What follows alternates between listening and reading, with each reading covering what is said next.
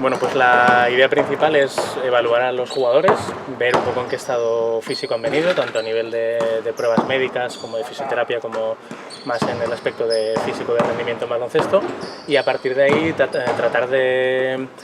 trazar lo que sería un poco el trabajo individualizado de estos jugadores para ir directamente a los déficits que presentan,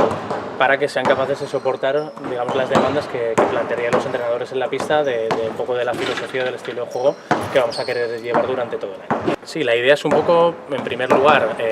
como os he comentado, ver un poco el análisis de estos jugadores, de cómo se encuentran, y ver si son capaces en esta situación, en este momento, de soportar esas demandas, y a partir de ahí, en función de qué situación se encuentren, ir progresando con la carga de entrenamientos para llegar al nivel que queremos llevar en lo que sería nuestra línea de juego. Claro, por supuesto, es decir, al final,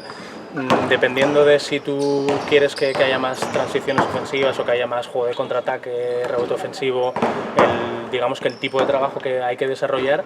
y la forma en la que se tienen que preparar los jugadores es diferente de si quisiéramos jugar a posiciones de 24 segundos, que esto es algo que deciden los entrenadores, pero lógicamente la preparación física sí que se modifica en función de ese estilo de juego que pretenden los entrenadores. Pues de momento con los jugadores que he estado han sido muy buenas. Creo que el jugador de baloncesto ya a 2018 que nos encontramos ha cambiado mucho con respecto a lo que podría ser hace 15 o 20 años, donde el periodo de postemporada se aprovecha para mejorar y para tratar de llegar en las mejores condiciones posibles a lo que es el periodo de pretemporada, cambiando un poco lo que es la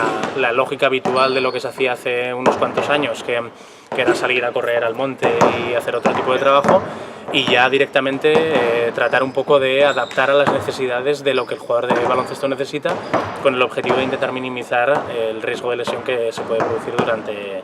la competición o los entrenamientos.